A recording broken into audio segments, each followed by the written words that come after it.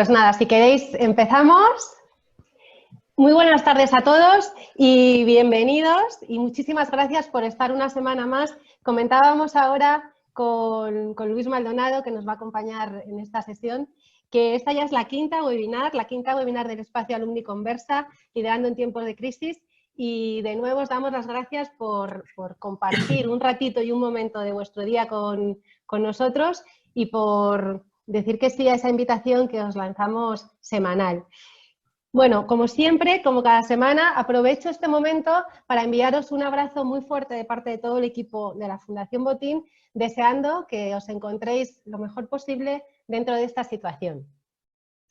Y sin más, vamos a comenzar. Hoy vamos a hablar sobre los desafíos económicos que impone el coronavirus, ¿no? Sobre economía, un tema que desde la primera sesión nos habéis ido sugiriendo y nos habéis pedido que lo abordáramos en una de las webinars. Cuestiones como qué escenarios económicos se van a dar después de esta crisis sanitaria o cómo va a ser esa economía que se pueda ir perfilando en el mundo o en Latinoamérica o a nivel europeo, o cómo pueden ir siendo esos modelos y esos procesos de recuperación en cada país.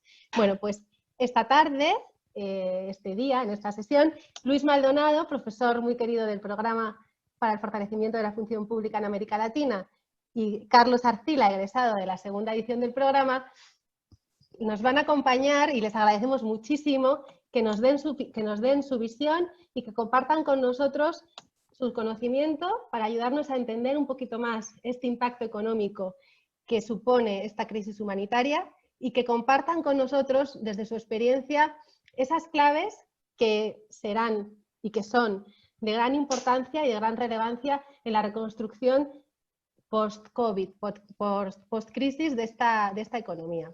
Y siempre con el ánimo con el que surge este espacio de Alumni Conversa, con el ánimo de seguir compartiendo en red reflexiones y aprendizajes que nos permitan abordar estos desafíos que se nos presentan como oportunidades de desarrollo y de fortalecimiento. No quiero quitar más tiempo ni a Luis ni a Carlos, les agradezco de nuevo muchísimo que estén con nosotros y les doy paso. Luis, si quieres, podemos comenzar. Bien, pues sí, muchas gracias Soledad y nada, muchas gracias por invitarme a participar. Es para mí un placer el participar en este diálogo, ¿no? Y el volver a ver caras conocidas y ver además que mantenéis un alumni muy activo e involucrado, ¿no? Bueno, yo simplemente voy a compartir algunas reflexiones, ¿no? Algunas reflexiones que me parecen, o me han parecido interesantes, ¿no? Para entender un poco qué es lo que está pasando, ¿no? Qué es lo que está pasando en términos económicos y qué es lo que puede pasar en el futuro, ¿no? Y algunas reflexiones en torno a eso. Cuando yo pienso en lo que está pasando en términos económicos, lo primero que se me viene a la cabeza es un episodio de guerra. Y me hago una pregunta, y esta primera parte de las reflexiones que quiero compartir es incluso un poco provocativa, ¿no? Estamos en la Tercera Guerra Mundial. Bueno, ¿y por qué planteo esto, ¿no? Bueno, pues hay muchas similitudes en términos económicos con una guerra. ¿Cuáles son esas similitudes? Bueno, en primer lugar, un shock simultáneo de oferta y demanda agregada que es difícil que se dé en otra situación económica. Hemos parado nuestra demanda, estamos en casa, prácticamente no consumimos más que supermercado, y además se ha parado la oferta a nivel prácticamente global en términos de producción, porque el recluimiento al que nos hemos sometido por razones sanitarias, pues precisamente nos obliga también a parar la producción, ¿no? Y eso en términos económicos, que se refleja en una oferta agregada y en una demanda agregada que se desplazan bruscamente, un shock hacia abajo, supone una producción más baja a nivel global, una caída del PIB brutal como la que estamos viendo, y una presión a la baja de los precios. Eso en términos económicos es muy difícil verlo en otro contexto que no sea el de una guerra o, en este caso, una pandemia, ¿no? Es un ciclo además sincronizado a nivel mundial. Incluso algunas de las guerras que han sucedido han sido más regionales o han afectado, o ha habido incluso países neutrales que no se han visto tan afectados, ¿no? Luego, el grado de sincronización global es muy importante. También el impacto demográfico. El impacto demográfico, en demografía es muy fácil prever las tendencias de futuro. Solo hay dos eventos que hace que esa tendencia se rompa. Uno es una guerra y otro es una pandemia. Fuerte endeudamiento público, los presupuestos públicos están sometidos a una presión muy importante y también eso supone una situación muy parecida a un contexto de guerra. Que el presupuesto suba tanto en tan poco tiempo es un contexto que tampoco se da en situaciones normales, ¿no? Y además no sabemos cuándo va a acabar, no sabemos cuándo se va a producir el final de la guerra, ¿no? Todo eso hace que sea, bueno, pues comparable en términos económicos a una guerra, ¿no? Existen, por supuesto, diferencias, ¿no? La más importante para mí es que no hay destrucción física. Después de una guerra hay mucho que reconstruir físicamente. Aquí veremos que va a haber destrucción de tejido productivo, pero físicamente no hay destrucción, ¿no? El impacto en vidas es mucho menor, demográficamente además tiene un sesgo muy diferente, ¿no? Completamente opuesto. En una guerra supone un quebranto muy importante de las generaciones jóvenes. En este caso, precisamente, las generaciones que se están mermando y viendo más afectadas son las generaciones de mayor edad, ¿no? El impacto geopolítico también va a ser más limitado, ¿no? Después de una guerra es muy normal que haya un tratado y que se restablezca el equilibrio global. Aquí no va a haber un tratado, pero sí que va a haber ciertos impactos geopolíticos que probablemente se deriven pues, de la salida de la crisis, de la importancia y del peso que algunos países cobren, China como un país que pueda tener un papel relevante, etc. Algo de impacto geopolítico va a haber, aunque más limitado, ¿no? Y el desvío de la producción también es más limitado y solo temporal, ¿no? Es cierto que se está produciendo y se ha producido algún desvío de producción, por ejemplo, para producir respiradores, pero es verdad que en una situación de guerra el desvío de la producción prácticamente es estructural para enfocarse estrictamente en la producción de armamento, ¿no? Pero sí que en términos económicos tiene algunas similitudes, ¿no? ¿Cómo será el final de esta guerra? Bueno, pues una destrucción de tejido productivo muy importante, lo he mencionado, no destrucción física, pero sí de tejido productivo. Solo por dar una cifra y un ejemplo de la magnitud de la que hablamos, solo en España y solo en un mes se han destruido 122.000 empresas, 122.000 pymes, ¿no? Eso da idea de que a nivel agregado, a nivel global, vamos a ver una destrucción de tejido productivo muy importante. Lo comentábamos en la introducción, lo decía Santiago, ¿no? Que su propio país ya lo está observando, ¿no? La guerra va a acabar también con una caída del PIB muy importante, ¿no? Y esas caídas del PIB a nivel global van a ser en torno al 3%, estimaba el Fondo Monetario en sus últimas estimaciones. Para España, por ejemplo, va a ser una caída del 9%, para algunos países de Latinoamérica también va a tener un impacto importante, ¿no? Pero en general el 3% es una caída muy fuerte. Sin embargo, eso vendrá acompañado probablemente de una recuperación también rápida, ¿no? La recuperación rápida aquí, las cifras se ven poco, ¿no? Pero apunto solo dos, porque este cuadro lo he introducido ahora porque ha salido publicado hoy a mediodía, ¿no? Pero sí me parecía relevante un dato en concreto en el caso europeo, ¿no? En el caso europeo se prevé una caída del PIB del 7% para este año, por encima del 7%, pero un crecimiento por encima del 6% el que viene. Es decir, vamos a ver una caída muy fuerte, pero también probablemente veamos una recuperación bastante importante, ¿no? No olvidemos que en términos matemáticos, si uno cae el 7 y vuelve a subir el 7, no está donde estaba.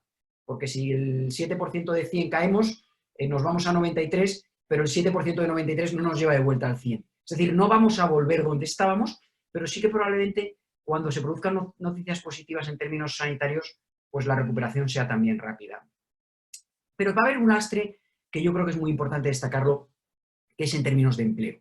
En términos de empleo vamos a alcanzar cifras muy elevadas y eso es muy preocupante, ¿no? Y en el caso, por ejemplo, de Estados Unidos, que es un país que había prácticamente alcanzado el pleno empleo en 2019 con un 3,7%, se puede ir al 10%. Abajo tenéis en pequeño ese gráfico verde que representa el histórico de la serie de desempleo en Estados Unidos. Y lo que veis al final de esa serie, que es una raya verde hacia arriba, no es un error del gráfico. Ese es el desempleo que se ha producido en un mes en Estados Unidos. Si veis la serie histórica desde 1970, es un acontecimiento absolutamente sin comparativa, sin parangón, ¿no? Por lo tanto, en términos de desempleo, es uno de los eventos más preocupantes que se va a producir al final de esta guerra, ¿no? Y el otro final también tiene que ver con el endeudamiento público, ¿no? Yo comentaba que los presupuestos públicos ya están apuntando a una inyección importante, ¿no? Países como Japón ya han puesto casi el 20%, Estados Unidos más del 10%, Australia, Canadá, Japón, Latinoamérica también lo ha hecho en muchos de sus países, ¿no? Los presupuestos públicos van a salir muy endeudados como resultado de la crisis, ¿no? ¿Y cómo será la reactivación económica? Bueno, pues la reactivación no va a poder tener de esa reconstrucción keynesiana que se produce en una guerra. Vemos la iglesia de Dresde después del bombardeo y vemos su reconstrucción posterior, que eso supone mucho crecimiento y mucho empleo. Ese tipo de reconstrucción no va a ser posible ahora, ¿no? Por lo tanto, es muy posible que los presupuestos públicos quieran cambiar cosas y en esa dirección están yendo, ¿no? Y en ese quieran cambiar cosas hay dos sectores candidatos claros a dirigir una parte de esa reconstrucción de las economías globales. Uno es la transición ecológica hacia una economía verde y otro es la digitalización. Y esos dos sectores apuntan muy fuertemente como ser dos sectores en los que los presupuestos públicos vayan a centrarse mucho para tratar de reactivar la economía, ¿no? Y habrá grandes diferencias entre países. Y las diferencias no van a provenir solo de la situación sanitaria. Tienen que ver con el punto de partida, tienen que ver con las políticas que se apliquen, etcétera, ¿no? Y no es solo el grado de previsión. Si pensamos, por ejemplo, en Japón, antes del tsunami último que se produjo, algunos pueblos costeros habían construido diques de 5 metros. Y si yo hiciera ahora mismo la pregunta al grupo sobre qué ciudades o qué pueblos se vieron más afectados, aquellos que fueron previsores y construyeron muros o aquellos que no fueron previsores, muy probablemente la respuesta de todos unánime sería que se vieron menos afectados, lógicamente, los que fueron previsores, porque a mayor grado de previsión, menor impacto. La respuesta es la contraria, y os voy a explicar por qué. Porque esos muros de 5 metros no valieron para nada con un tsunami de olas de 20 metros. Y aquellos que habían construido los muros de 5 metros tuvieron el confort de no tomar medidas porque pensaron que estaban protegidos.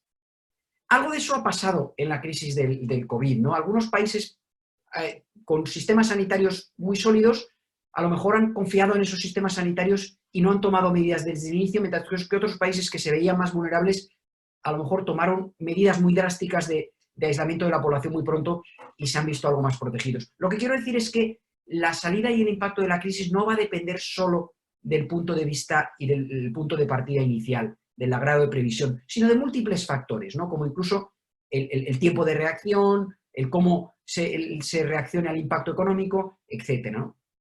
Y simplemente ya es la segunda parte de lo que yo quería compartir, ¿no? Y es la última parte de mi presentación, son algunas reflexiones de futuro. Algunas reflexiones de futuro de lo que está pasando y que incluso los mercados están viendo, ¿no? Desde el punto de vista del inversor o de los mercados, la volatilidad se ha instalado. Hemos visto las mayores subidas y las mayores caídas y probablemente vayamos a seguir instalados en esa volatilidad por algún tiempo, ¿no? Cualquier noticia positiva nos pone muy optimistas, todo sube, cualquier noticia negativa nos lleva muy hacia abajo. Es un mercado muy volátil, ¿no? Nos hemos vuelto todos expertos en investigación médica, ¿no? Este es el cromosoma, cómo se reproduce el cromosoma del COVID y esos son los distintos medicamentos y cómo actúan en cada una de las fases, ¿no? Algunos no soy ni capaz de pronunciarlos, ¿no? El hidroxicloroquine, bueno, pues actúa en la fase en la que se reproduce ese cromosoma, ¿no? Lo que quiero decir es que nos hemos vuelto todos expertos y en los informes económicos vemos cosas que no veíamos antes, ¿no? Como el número de investigaciones médicas, por dónde van los ensayos clínicos. Nunca la humanidad había dependido tanto del resultado de una investigación médica como ahora. El que mañana salga una noticia y un titular de tenemos una vacuna supone un cambio para la economía global que yo creo que no tiene comparativa con ningún descubrimiento en investigación en la historia de la humanidad, ¿no? Por lo tanto, es un elemento muy importante, ¿no? Dependemos además críticamente de las decisiones públicas, ¿no? Y, por ejemplo, en el caso europeo, mucho más, no nacionalmente, sino de la cooperación europea, ¿no? Y eso, voy a poner un ejemplo para Europa, ¿no? Estoy trayendo un poco, como veis, ejemplos de Japón, de Estados Unidos, de distintos lados, ¿no? Pero para Europa me parece relevante, ¿no? Hablábamos de la destrucción del tejido productivo. Alemania va a ayudar a sus empresas con 920.000 euros en avales y 162.000 euros en participaciones en capital. España, por su parte, solamente con 100.000 euros en avales. Eso supone que va a haber distorsiones y que en función de la capacidad mayor o menor que tengan los presupuestos públicos, habrá mayor número de empresas que sobrevivan o menor número de empresas que sobrevivan. Esta reflexión se traslada a cualquier otro país. Y eso puede dar resultados de salida finales diferentes y heterogéneos. Es decir, puede que las empresas ganadoras no sean las mejores, sino sean de aquellos países que tienen presupuestos públicos para sostenerlas. Y eso supone distorsiones en la competencia global y en el caso, por ejemplo, europeo, en los mercados interiores, ¿no?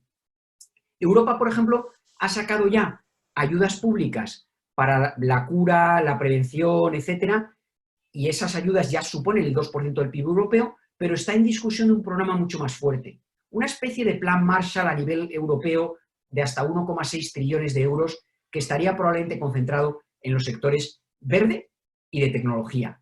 Muy consistente con lo que comentaba antes, ¿no? Y es probablemente una constante que veremos en otras situaciones, ¿no? Y otra reflexión, ¿no? Desde el punto de las políticas públicas. en las políticas públicas, desgraciadamente no es una cuestión en la que tenga experiencia el gestor de política pública. Muchas veces el gestor de política pública está jugando al ajedrez prácticamente como un niño, es decir, aprendiendo las jugadas, porque no son circunstancias a las que estábamos acostumbrados, ¿no? Y eso también puede darnos circunstancias y problemas a la hora de la aplicación de algunas políticas, ¿no? Estamos learning by doing, como dicen los anglosajones, que me parece un reflejo muy grande de la situación en la que estamos viviendo, ¿no? Además, el mercado nos está dando episodios irracionales desde el punto de vista económico, ¿no? Y, por ejemplo, me refiero a la caída de los precios del petróleo a niveles negativos. Que el precio del petróleo haya estado negativo supone una cuestión en términos económicos incomprensible. Solo comprensible en la medida que se combina con los factores logísticos por detrás. Por falta de almacenamiento se estaba dispuesto a pagar a alguien porque se llevara mi petróleo. Pero esa situación, desde el punto de vista económico, no tiene mucha racionalidad. Podemos ver más circunstancias de este tipo, ¿no? Podemos ver además también bajadas de rating, y eso es un elemento que puede afectar de manera seria a muchos países. Podemos ver también crisis bancarias. La crisis bancaria no ha llegado todavía. Este es un ejemplo, por ejemplo, de la tasa de morosidad, en el caso español, ¿no? Pero afectaría a cualquier otro país, ¿no? Porque esa morosidad que subió mucho en la crisis anterior y bajó, es muy probable que repunte en los próximos meses y en el próximo año como consecuencia de las caídas de las pymes que he visto, que mostré al principio de la presentación, ¿no? Esta no es una crisis ya de liquidez. Muchas empresas están viendo afectadas en su solvencia, pero hay una reflexión general, que es que el nivel de caja y la tesorería pasa a ser un factor fundamental. Aquel que llega a esta crisis con mayor capacidad de caja va a ser capaz de sobrevivir mejor. Y además, como no sabemos cuánto va a durar, la gestión de esa caja hay que dosificarla, ¿no? Y eso es otro factor también muy importante, ¿no? No todos los sectores van a tener la misma capacidad de recuperación. Habrá sectores como el sector del lujo, que tardarán más, sectores que se van a ver mucho más afectados por el ciclo, como el sector aéreo. Y hay una reflexión además sobre los sectores que a mí me parece muy relevante, ¿no? Que es distinguir entre algunos sectores que tienen demanda acumulable. Si yo pensaba comprarme un coche y no me lo he comprado porque hasta los concesionarios estaban cerrados, es posible que cuando acabe el confinamiento y mi incertidumbre laboral se despeje, yo decida acabar comprándome el coche. Esa demanda, podríamos decir, es acumulable. Pero hay sectores como el turismo cuya demanda no es acumulable. Yo no me fui de vacaciones en Semana Santa y lo mejor que me puede pasar es que me planteé a dónde irme en verano. Pero hay un lucro cesante que se llama en economía que se ha perdido. La hostelería y el mundo del turismo no va a recuperar lo que perdió en Semana Santa. Por lo tanto, hay sectores que van a tener unas dinámicas y una naturaleza muy diferente, ¿no? En función de si su demanda es acumulable o no es acumulable, ¿no? En mercados agrícolas que parecería que no se deben ver afectados porque consumimos mucho, también se están viendo afectados, ¿no? Y este es un ejemplo de las subidas del precio del arroz. Y aquí las razones van fundamentalmente por las restricciones laborales. No hemos tenido capacidad laboral para recolectar en el momento en que había que recolectar, y además la recolección agrícola tiene que pasar cuando tiene que pasar, y eso puede suponer pérdidas de producción, bajadas de oferta y, por lo tanto, presiones sobre la demanda de algunos precios agrícolas. Lo estamos viendo también pasar en algunos mercados y este, como digo, es el ejemplo del precio del arroz, ¿no? Y un par de reflexiones finales, ¿no? Todos nosotros, como ciudadanos, consumidores y trabajadores, y por cierto, somos los mismos pero con distintos gorros, estamos cambiando y habrá cosas que cambiemos de manera definitiva. Es decir, como consumidores cambiaremos nuestros patrones de consumo, algunos los hemos cambiado de manera temporal, pero otros se van a quedar. Y como trabajadores también, porque nos hemos adaptado a algunas cosas que probablemente heredemos y mantengamos de manera rutinaria cuando todo esto pase, ¿no? Tenemos que encontrar ese new normal, esa nueva normalidad va a ser diferente. Y en algunos casos, como digo, supondrá cambios en los hábitos, costumbres e incluso comportamientos de todos nosotros, ¿no? Daremos un impulso fundamental a la digitalización. A esta encuesta, que no es real, pero que sí que refleja una reflexión importante, ¿no? ¿Quién ha acelerado más la transformación digital de tu empresa? ¿El consejero delegado, el CTO, recursos humanos o el coronavirus? Bueno, pues después de esta crisis vamos a dar un salto escalar en digitalización prácticamente a todos los niveles. Todas las empresas se están dando cuenta que lo que no pueden hacer digitalmente y en remoto es un problema, ¿no? Y por tanto, esa migración además es un camino de no retorno. Una vez que emprendemos ese camino, no tiene vuelta atrás, ¿no? Y finalmente, y es la última de las reflexiones, vamos a cambiar y a prestar mucha más atención a la prevención de crisis. La alegoría del cisne negro, que es un evento de baja probabilidad de ocurrencia, pero de mucho impacto si ocurre, como es esta situación, ya hemos vivido demasiados de estos eventos. Hemos vivido la caída de las Torres Gemelas, hemos vivido el Brexit, hemos vivido una crisis como la de los subprime en Estados Unidos, el colapso de Lehman Brothers. No sabemos si la próxima crisis va a ser un coronavirus o va a ser algo que afecte al riñón, otro tipo de virus. No podemos prepararnos estrictamente para las crisis replicando y siendo completamente resilientes a los coronavirus, porque no sabemos por dónde va a venir la siguiente crisis, ¿no? Por lo tanto, yo creo que también hay que hacer una reflexión colectiva sobre cómo nos preparamos para crisis futuras, ¿no? Y con esto yo termino mi parte, ¿no? Porque yo creo que quería dar un pequeño recorrido y ser también un poco provocativo para generar algo de debate sobre lo que está pasando y lo que puede pasar, ¿no? Genial, fenomenal. Muchas gracias, Luis, por esa visión general que nos has ayudado a entender mejor y por esas reflexiones. Antes de dar paso a Carlos, si quieres, Luis, puedes dejar de compartir pantalla y permitimos que comparta pantalla a Carlos, que también había preparado una presentación Perfecto. Para seguir con su intervención. Y os recuerdo a todos que, como sabéis, en la segunda parte de la sesión, en la última parte de la sesión, podremos dar paso a esa conversación y a ese debate que apuntaba también Luis, pero podéis ir lanzando vuestras preguntas e inquietudes que tengáis y que queráis compartir a través del chat, que luego compartiremos también con Luis y con Carlos para esa conversación. Pues adelante, Carlos. ¿No te escuchamos con el micrófono? Hola, ¿cómo están? Ahora, perfecto. Perfecto. Primero, pues muchísimas gracias, Luis. En verdad es un gusto tenerte acá. Además, dice una introducción espectacular que creo que va a complementar mucho esta presentación que les quiero dar a ti, Soledad, y a todos los que están, pues, aquí, un alumni más hablando de unos temas económicos. Esta charla que les voy a dar no va a ser muy técnica. No sé si alguno de ustedes estuvo hace 8 días en una charla muy técnica que di, pero les quiero dar una reflexión desde un ángulo más, desde como egresado botín, como financiero, y contarles cómo esta crisis que nos presenta, todos esos impactos que nos comenta Luis, también nos va a afectar en la región y cómo eso puede ser una oportunidad para una reactivación económica sostenible en Latinoamérica y cómo lo vamos a hacer. Y antes de eso me gustaría presentarme y contarles un poco sobre mí para los que no me conocen. Yo soy egresado de la segunda edición y con un corazón gigante de vocación de servicio público, pero yo me he desempeñado en el mundo financiero. Yo estudié administración de empresas, mi maestría fue en finanzas, soy CFA, CAIA, trabajo para un hedge fund, ¿sí? Y trabajé en Chicago. Y mi experiencia ha sido en los mercados financieros negociando portafolios de inversión.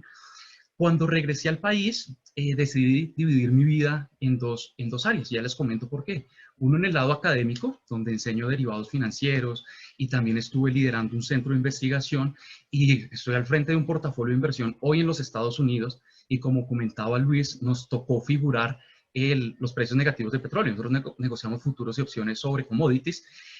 Y la introducción a esto es cómo un ex egresado de la Fundación Botín mezcla finanzas, además nos va a dar una charla de sostenibilidad y tiene que ver todo esto con servicio público. Parece más Carlos Arcila una persona de Wall Street más que de servicio público, ¿verdad?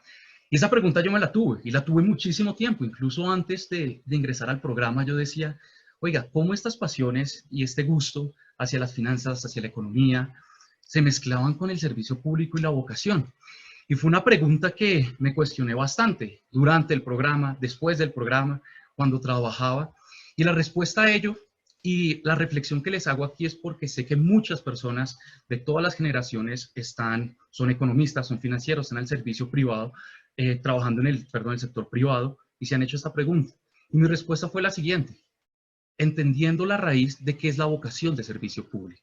Y lo primero es que pude entender fue cuáles son las necesidades de una sociedad. Seguido de ello, un servidor público trabaja por los intereses de esta comunidad y tiene valores como la solidaridad y la responsabilidad que finalmente, independientemente desde el área como servidor público o desde el sector privado, uno pueda tener un servicio y poder servir para el bien común. Y cuando yo llegué a estas definiciones, pues me planteé lo que se llama el Triple Helix Model. Esto se utiliza mucho en la parte de proyectos y dije, bueno, si yo no puedo estar desde el lado del gobierno y como servidor público, ¿yo cómo puedo seguir con esta vocación y ayudar a las necesidades de una sociedad, trabajar por los intereses de una comunidad y servir al bien común? Y lo primero que se me ocurrió fue en la academia.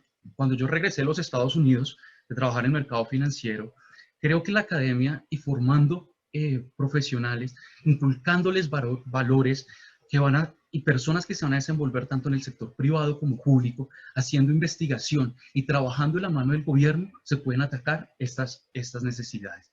Y desde el lado de la industria, sobre todo desde el lado financiero, y de nuevo, recuerden, yo vengo del mundo del mercado de capitales, de los hedge funds, una cosa que se ve totalmente capitalista, materialista, pues hice una reflexión de cómo podemos ayudar a impactar. Y fue cuando me empecé a meter en el tema de finanzas sostenibles, hicimos investigación sobre finanzas sostenibles, bonos verdes, programas de negociación de carbón en Europa. Dijimos, bueno, esto es una de las necesidades más importantes. Y como mencionaba Luis, hoy es la pandemia, hoy es el COVID, mañana puede ser una crisis en cambio climático, ambiental, social. Y desde la industria y la academia me di cuenta que también puedo aportar y servir a la región. Y esta es la primera reflexión que les quiero dejar antes de entrar a los impactos económicos del COVID. Independientemente del sector que ustedes estén desempeñando, nunca pierdan esa vocación de servicio público y crean que ustedes, teniendo ese sentimiento y teniendo esa motivación, pueden servir a sus regiones. Sin más preámbulo, hablemos un poco de lo que es el COVID. Estas cifras fueron hasta mayo 4, donde tenemos más de 3 millones de casos, 1.18 millones de recuperados y más de 250.000 personas fallecidas. Y voy a enfocarme en esta charla en Latinoamérica. ¿Cómo vamos en Latinoamérica? Hay países que han sido más impactados, otros países menos impactados. Brasil es de los países líderes, ustedes saben, tiene 108.000 casos.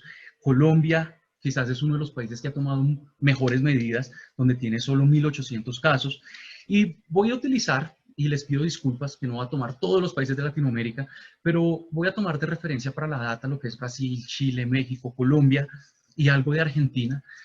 Y lo que nos muestra es, sí, Latinoamérica está impactado y Latinoamérica está contagiado, unos países más, otros menos. Y el problema es que el impacto económico que nos va a tener nos coge en un momento muy difícil.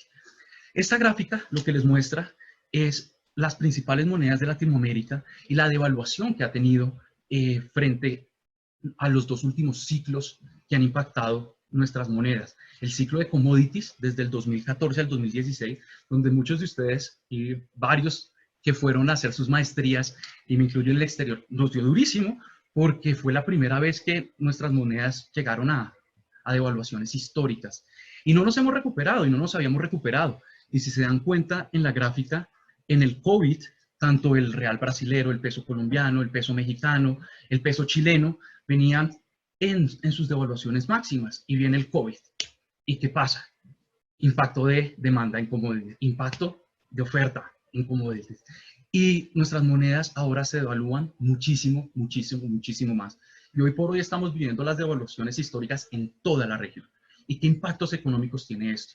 En las finanzas de nuestros países, en la deuda extranjera, en nuestras balanzas comerciales, en la inflación. Yo diría el 90% de estos países son importadores. Y eso nos va a afectar la inflación y el poder adquisitivo. Pero realmente se ve que los mercados están descontando un riesgo importante en nuestra región. Y no voy a entrar a ser muy técnico, pero explicarles qué son los Credit Default Swaps. Los Credit Default Swaps es una medida, o es un derivado, donde el mercado financiero puede comprar como un seguro. Imagínense un seguro de un apartamento, donde ustedes pagan una prima, y si hay un terremoto y su apartamento se cae, pues le pagan el valor de su apartamento. El Credit Default Swap es una medida que se utiliza para ver el riesgo de los países, donde se mide con unas primas, aquí en la derecha, piénsenlo así, está medido en puntos básicos, pero son esas primas a los cuales usted podría asegurar la deuda soberana de los países. Si, por ejemplo, hoy Colombia, el CDS a 5 años es 247 puntos básicos, y si Colombia llega a hacer un impago de deuda, pues me pagan, digamos, lo que yo asegure. ¿Qué quiero mostrarles con este gráfico? Cómo están los riesgos de Latinoamérica. Y los riesgos han aumentado. Y lo más interesante es que pre-COVID, si ustedes se dan cuenta, inicios de marzo, Latinoamérica había superado esos riesgos que veían como país en balanzas comerciales, en temas fiscales, desde la crisis que les comentaba que fue de los commodities, de 2014 a 2016. Pero hoy el riesgo está muy alto. Y retomando un poco lo que decía también Luis, el problema de un riesgo muy alto es que llegan estos señores con las calificadoras de riesgo y ya han tomado medidas y ya han bajado los ratings de calificación a nuestros países. Algunos con un gran riesgo de que pasen de ser grado de inversión a ser no grado de inversión, lo que afectaría no solo el endeudamiento que necesitan los gobiernos, aumentaría el costo de su deuda, tendrían que salir a vender los asset managers todos estos títulos porque no podrían ser parte de sus portafolios y nos generaría problemas en un momento donde las finanzas públicas de nuestras naciones no estaban bien para afrontar este COVID. ¿Qué otros impactos podemos tener? El desempleo. Nos lo mostraba Luis también. Ustedes saben que en este mes se perdieron 20 millones de empleos, que corresponde al empleo que se había generado en los últimos 20 años, y Latinoamérica no va a ser la excepción. En Latinoamérica tenemos informalidad y el impacto en desempleo va a ser supremamente alto. Los sistemas de salud se van a ver afectados. La inflación se va a ver afectada. Somos un país importador y al tener unas monedas tan devaluadas, estas importaciones van a ser muy altas, lo que va a ser mucho más costoso poder importar implementos médicos, equipos. Nos va a afectar sin duda nuestra balanza comercial y nuestras cuentas fiscales. Solo en el mes que cerró China, países dependientes de commodities como Chile en cobre, Colombia en petróleo, Brasil en granos, se van a ver afectados supremamente, sus economías se van a ver afectadas bastante y sus cuentas fiscales se van a ver muy afectadas. Y lo que les comentaba, las finanzas públicas estaban debilitadas, no estaban bien, no era el choque del 2014. Y eso sin duda que nos va a llevar a una recesión que ya estamos viviendo y a un crecimiento negativo de nuestros países. Lo bueno es que pueda que tengamos una recuperación en B, quizás la vemos más como una U, de que puede ser un choque muy fuerte, va a ser un choque que nos va a impactar muy duro, sobre todo a las economías emergentes, pero que la recuperación puede ser rápida. Sin embargo, nuestra región tiene una capacidad muy limitada para responder a estas políticas monetarias y fiscales. Se han dado cuenta que los bancos centrales han bajado las tasas de interés, los países están tratando de endeudarse, pero nosotros no somos un país como Estados Unidos o como una región como la Unión Europea que podemos sacar liquidez así. Y vamos a tener una crisis. Estamos en una crisis y las cosas están muy complicadas. Pero esta charla no es sobre la crisis, ¿verdad? Sino es dejarles un mensaje de optimismo. Y este es un slide que me gusta mostrarlo mucho porque me recuerda cuando estudiaba en China y aprendiendo mandarín. Para los que no saben qué significa esto, significa Weiji. Y Weiji es la definición de crisis en mandarín. Y si se dan cuenta, se compone de dos caracteres. La primera, que es Wei, significa peligro. Y la segunda, que significa Ji, es oportunidad. Entonces es muy interesante cómo el lenguaje chino nos dice que una crisis se compone de peligro y oportunidad. Y no importa la dificultad de las circunstancias, no importa qué tan peligrosa pueda ser la situación, en el corazón de cada crisis hay una tremenda oportunidad. Y en eso es lo que nos vamos a enfocar hoy.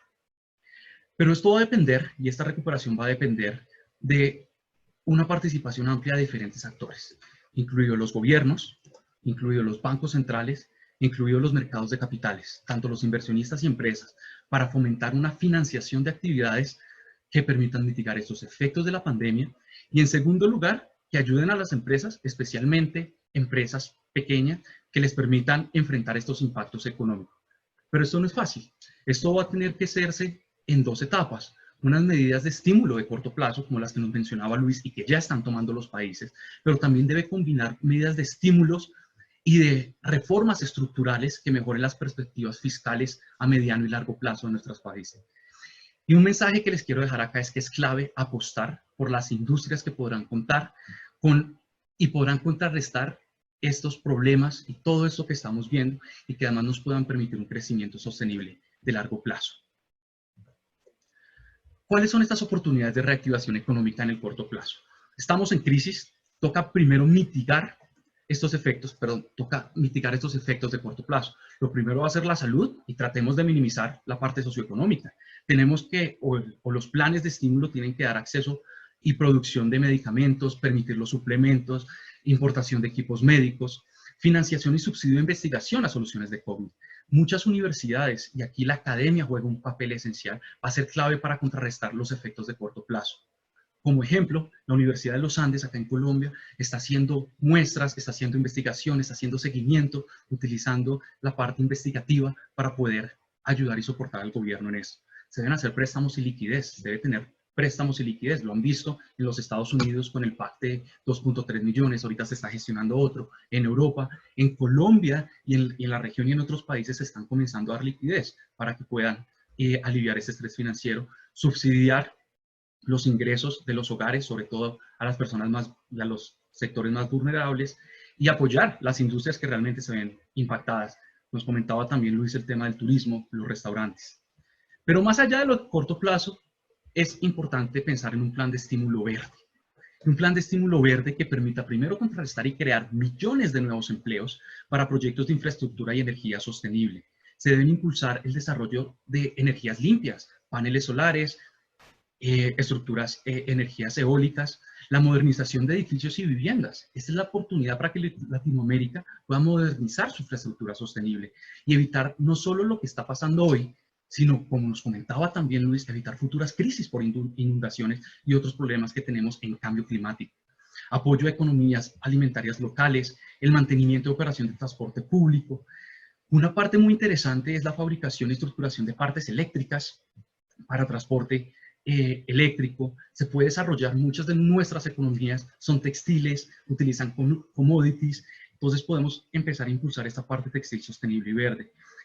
Es muy interesante, y ya les muestro de dónde salió esta idea, este es el momento en que se pueden comenzar a generar empleos y a reactivar una economía en programas de reforestación, limpiezas de agua, protección de biodiversidad, manejo de aguas, economía circular. Y va a ser muy clave la alianza con instituciones educativas, tanto públicas como privadas. En el caso de Colombia, el SENA, que permita brindar educación sobre todo a estas personas que se van a ver más afectadas, normalmente los más bajos ingresos, para que los formen en estas habilidades que les va a permitir desarrollarse en este plan de mediano y largo plazo.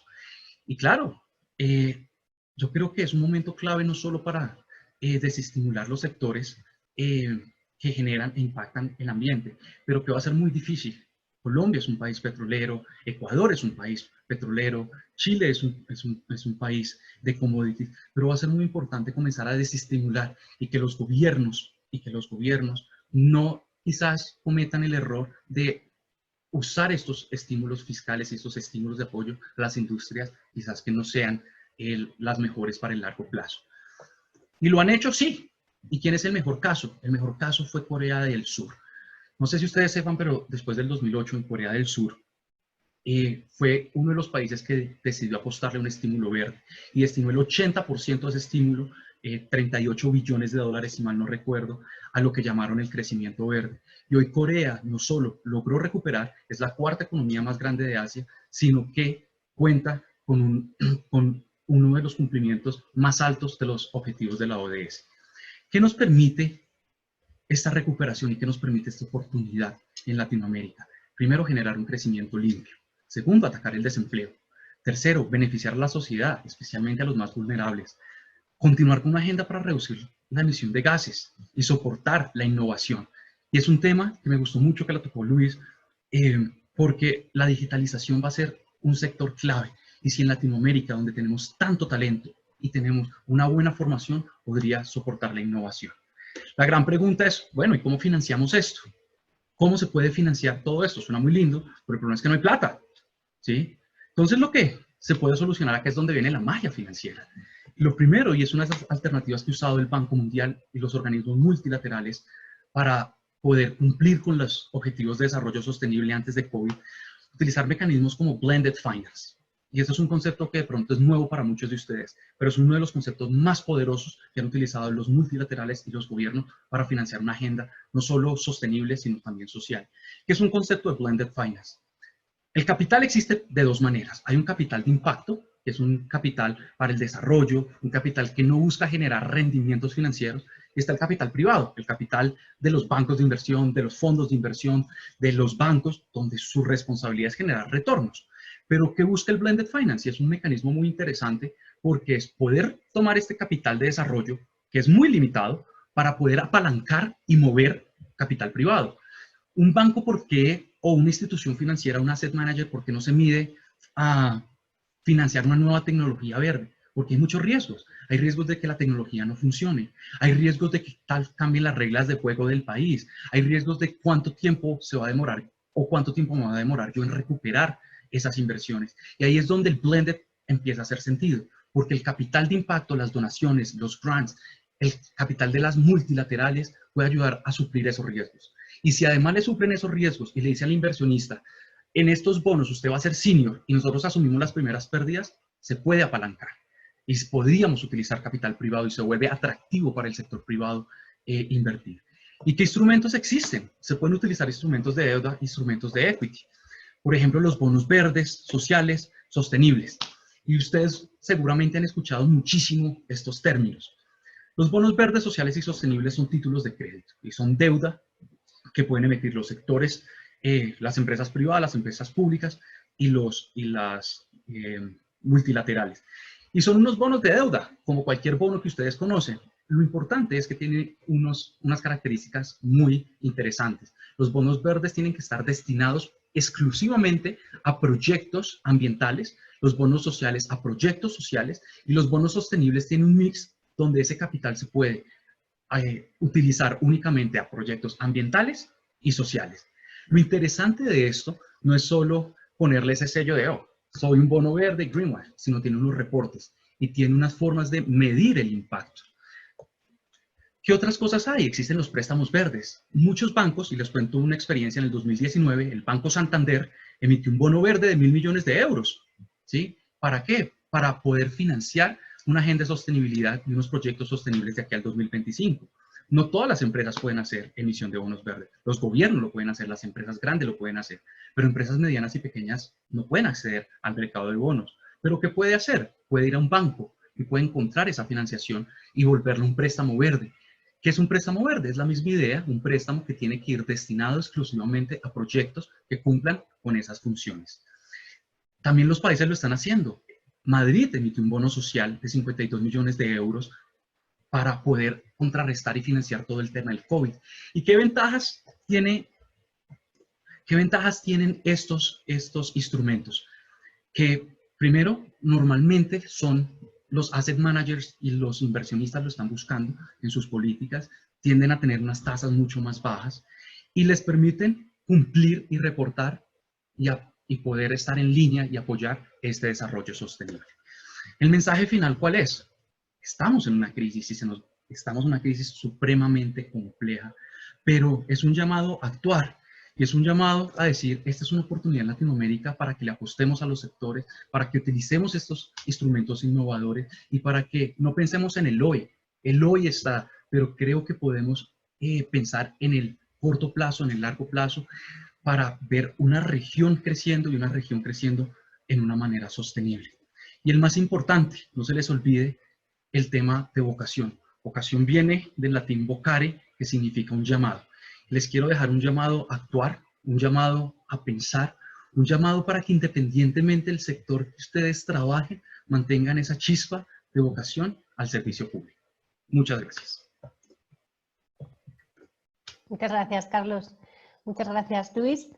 Bueno, qué de cosas interesantes. Hay un montón de preguntas en el chat y de felicitaciones, además, por ambas intervenciones. Y vamos a ver, voy a lanzaros las preguntas y, bueno, sobre todo, como os digo, muchas felicitaciones. Y Julie nos pregunta, nos dice, bueno, no es suficiente solo la resiliencia al COVID, como decía Luis, pero ¿cuáles serían futuras acciones que deberíamos tomar como persona y como país? Ella también hace la segunda reflexión. Tampoco creo que deberíamos pasar viviendo este tiempo con miedo, creyendo que nos va a venir otro virus, pero ¿cómo es posible encontrar ese equilibrio y no vivir con miedo? Bueno, si quieres, Carlos, tomo yo la primera para dejarte respirar después de tu intervención, pero yo creo que un par de reflexiones sobre ese punto, ¿no? Efectivamente, no hay que obsesionarse bueno, pues si básicamente hacemos una prevención de riesgos obsesiva, pues efectivamente nos queda una vida de angustia, ¿no? Yo creo que es simplemente, y además eso tiene que ser al nivel que le toque a cada uno, ¿no? O sea, lógicamente, por ejemplo, el sector financiero, como resultado de la crisis anterior, empezó a desarrollar mecanismos de prevención de riesgos, de gestión del capital, empezó a generar una serie de elementos en torno a la prevención de las crisis como la entendimos en el momento en el que se produjo la crisis de subprime y de Lehman Brothers, ¿no? Seguro que el mundo sanitario va a generar sus mecanismos de reacción a esto para transformar hospitales de manera rápida, ser flexible en las UCIs o los sistemas de tratamiento intensivo, por supuesto también en generar productos como las mascarillas o lo que ha escaseado durante la crisis, ¿no? Mi planteamiento es que se trata de ser un poquito más amplio que eso y por lo tanto no solamente generar mascarillas, porque hemos visto que en esta crisis hemos necesitado mascarillas, ¿no? Sino, bueno, pues generar mecanismos de prevención como sociedad que nos permitan, por ejemplo, que una crisis sanitaria de la naturaleza que sea necesite estas mascarillas o necesite, digamos, máquinas de diálisis, porque no sabemos cómo puede ser la siguiente, pues seamos capaces de ser más flexibles a ese tipo de reacciones, ¿no? Que puede pasar incluso, yo creo que, por ejemplo, una noticia que a mí me parece una mala noticia, ¿no? Es, por ejemplo, que Estados Unidos reduzca su creencia o su colaboración o su presupuesto a una organización como la Organización Mundial de la Salud, ¿no? Yo creo que es al revés. Necesitamos mecanismos de cooperación que donde quiera que aparezca la próxima chispa de crisis, el mundo entero sea capaz de colaborar de manera rápida, ¿no? O sea, creo que es un mecanismo muy natural el reaccionar individualmente y creo que la respuesta inteligente y como sociedad es reaccionar colaborativamente, ¿no? O sea, la respuesta natural de la crisis es yo protejo a mis ciudadanos. Creo que la respuesta inteligente a la crisis es tiene que incrementarse la colaboración internacional, ¿no? Y yo creo que son ese tipo de reacciones y ese tipo de reflexiones pues los que como sociedad nos debemos hacer, ¿no? Muchas gracias, Luis. Carlos, no sé si quieres apuntar alguna cosa. Yo quisiera hablar un poquito sobre el tema del miedo, ¿sí? Y voy a hablar un poco del miedo financiero y del miedo como sociedad. La sociedad es una sociedad, y yo creo una sociedad optimista. No sé si ustedes o alguno de ustedes recuerda lo que era la crisis del 2008. La crisis del 2008, seguramente Luis que también está muy metido en eso, pensamos que se iba a acabar el mundo y se iba a acabar el capitalismo. Y en Estados Unidos fue la caída de uno de los bancos más grandes y había un miedo que después, curiosamente, se volvió en una gran euforia y me refiero a enero del 2020 con máximos históricos. Yo creo que a medida que se están dando soluciones y a medida que se desarrollen tanto vacunas como medidas, el miedo a digamos, al virus per se va a pasar, así como el miedo en los mercados, ya se han dado cuenta que unas recuperaciones va a suceder. Lo que sí va a ser interesante es, más que miedo, quizás pueda ser una preocupación constante, y una preocupación que va a depender de cómo una sociedad lo tome. La preocupación de decir, podemos y va a seguir esta aglomeración, el tacto social se va a volver a ser cercano o va a ser mucho más distanciado, pero a medida de que avancemos y creamos y sigan, digamos, se ataque de esta manera las economías con políticas acertadas, eso va a depender mucho de los tres agentes, este miedo yo creo que se va a disminuir. Y de nuevo, yo creo en el optimismo de la sociedad y espero que en un año ya no estemos hablando de este tema. Quizás un miedo todavía económico, pero todavía no de virus. Muchas gracias.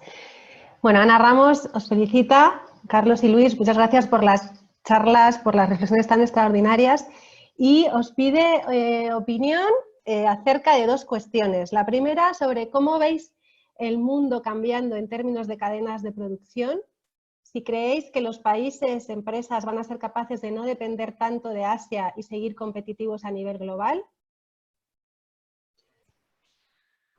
¿Te parece, Luis? Comienzo con esa y te doy. Adelante. Gracias. Voy a ser muy breve. Yo creo que aquí ha cambiado y esta crisis nos ha hecho un cambio entre la economía antigua y la economía nueva. ¿Sí? ¿A qué me refiero con la economía antigua? La economía antigua es la economía de los fósiles, una economía de una globalización supremamente abierta, una economía donde dependíamos de petróleo, carbón, una economía nueva que va a ser mucho más liderada por data, innovación y análisis de compañías y compañías tecnológicas. Lo ven en la bolsa y lo ven ahí. Y eso es un cambio que va a ser muy importante en las economías, sobre todo en los países. La segunda, sobre todo en las empresas, y retomo aquí una charla que tuve con un profesor de Estados Unidos que habla del liderazgo en las compañías y cómo afrontar eso. Y aquí las compañías, sin duda, y ya lo saben, esta transformación virtual que nos mencionaba Luis va a suceder, va a ser una parte mucho más digital y va a tomar, por ejemplo, mucha fuerza el tema de pagos y mecanismos digitales para hacer transacciones. Yo creo que toda esa parte, no solo virtual, sino de data y data como commodity, va a ser lo que va a transformar esta nueva economía. Gracias. Sí, una reflexión también. Yo creo que las cadenas de producción no son tan fáciles de cambiar, lo primero. Lo hemos visto, por ejemplo, en algunos de los factores que se han creado en China con núcleos, hubs de tecnología, por ejemplo, ¿no? Trasladar eso no es tan fácil, no es una cuestión, digamos, coyuntural, ¿no? Yo creo que tiene un componente bastante más estructural que veremos qué pasa con el tiempo, ¿no? No creo que vaya a ser algo tan fácil. Sí que es verdad que, por ejemplo, algunos países están deseando y queriendo y seguro que logrando en breve tener autonomía productiva para algunas cuestiones puntuales estratégicas, pero no creo que en general las cadenas de producción se vayan a ver necesariamente alteradas con motivo Sería una mala noticia, ¿no? Porque yo creo que si lo hacemos de manera general supondría un movimiento en cierta medida autárquico que creo que no es positivo, ¿no?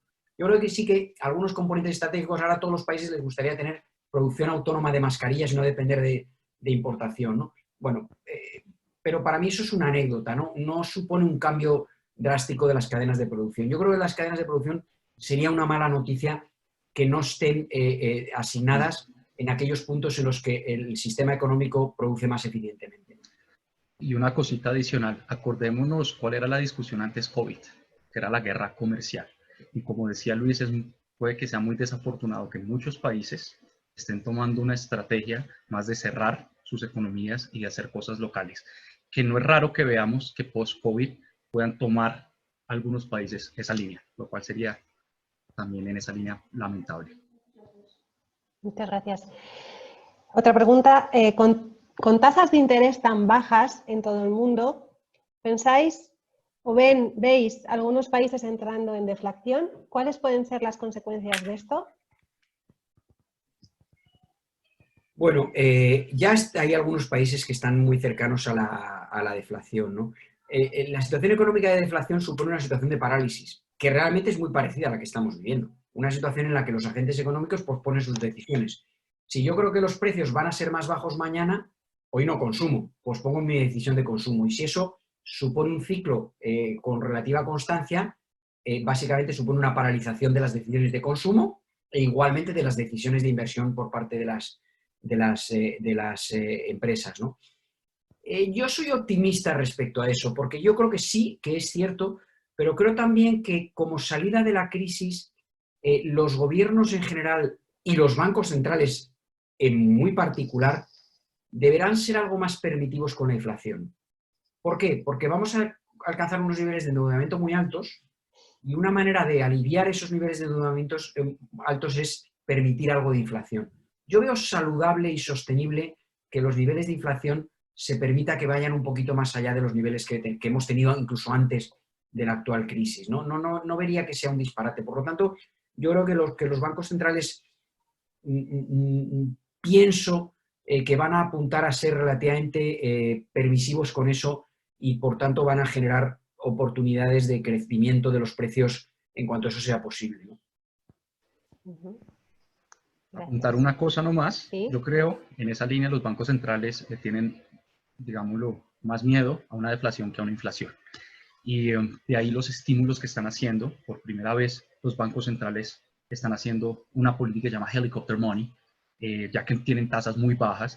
Y parte de lo que espero que suceda es que los gobiernos le van a apostar al crecimiento, dejando de lado ese miedo o esa target inflación que precrisis tampoco, sobre todo los países desarrollados, tampoco tenían.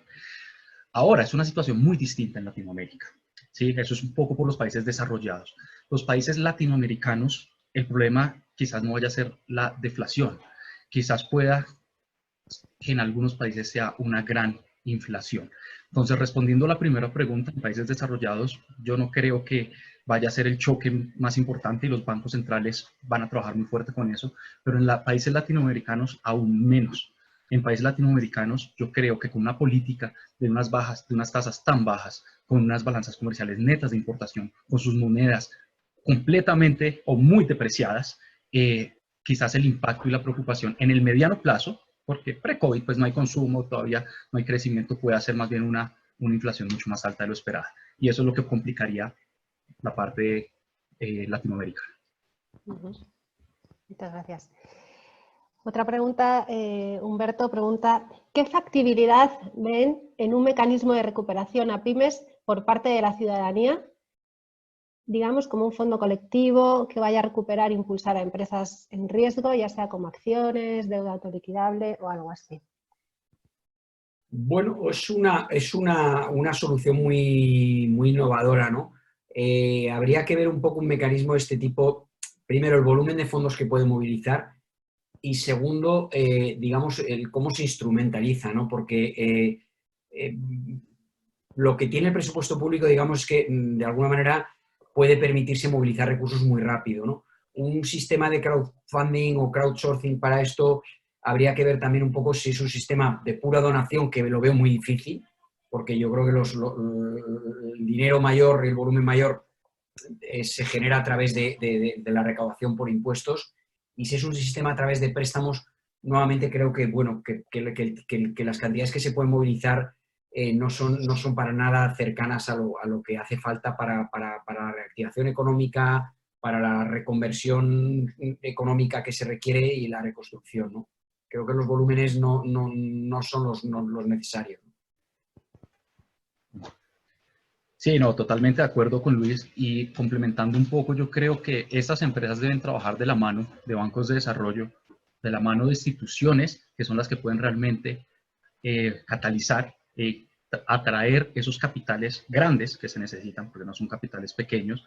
Y lo que les decía, más de pronto de que sean las propias compañías pequeñas o las personas, ellos pueden ser los beneficiarios de lo que hagan las grandes instituciones, sean públicas o privadas. Un banco puede emitir millones de dólares o miles de millones, un gobierno lo puede hacer, que puede después catalizar y enviar a esas iniciativas un poco más pequeñas que van a ser necesarias, porque de nada sirve que se tenga plata si no hay los proyectos o si no se tiene muy claro hacia dónde van a estar destinados estos recursos. Ahí es donde veo que más estas iniciativas pueden jugar un papel.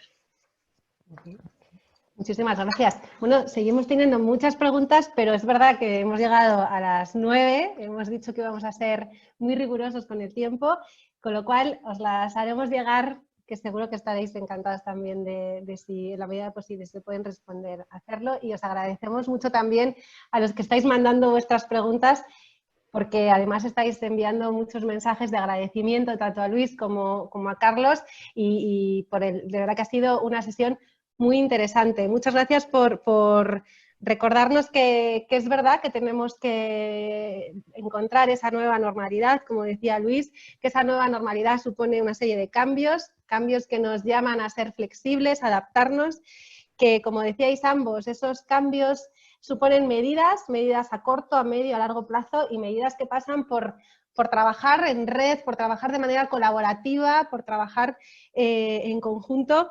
Y bueno, pues sobre todo prestando, decía también Luis, mucha atención a esta crisis como nunca antes para no estar constantemente respondiendo de manera resiliente y como decía también, como decías Carlos también, ¿no?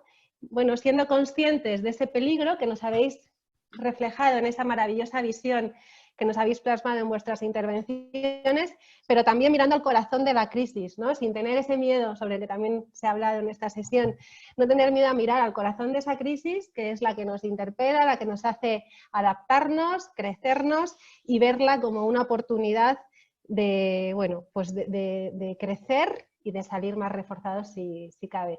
Creo que hemos aprendido mucho, os doy las gracias. No sé si queréis decir una palabra antes de terminar o algo que queráis simplemente agradeceros esta ventana, ¿no? Desde aquí, desde España, para tener un pequeño punto de contacto con muchos países amigos, ¿no? Y muchas gracias por la oportunidad, como digo, de esta charla, ¿no? Un saludo desde aquí a todos. Muchas gracias, Luis. Y desde aquí les envío, primero un abrazo gigante a todas las generaciones, a todos los exalumnos, agradecerte a ti, Soledad, y a todo el equipo de Botín por organizar esto, y también a Luis, que es un honor para mí estar aquí con semejante genio de economía y poder compartir eso, y decirles que aquí, pues en Colombia, están súper abiertos, y les deseo lo mejor también en Europa en todo este proceso. Les mando un fuerte abrazo a todos. Muchas gracias, un abrazo a todos y nos vemos la próxima semana. Gracias, un abrazo. Hasta luego. Vale, chao.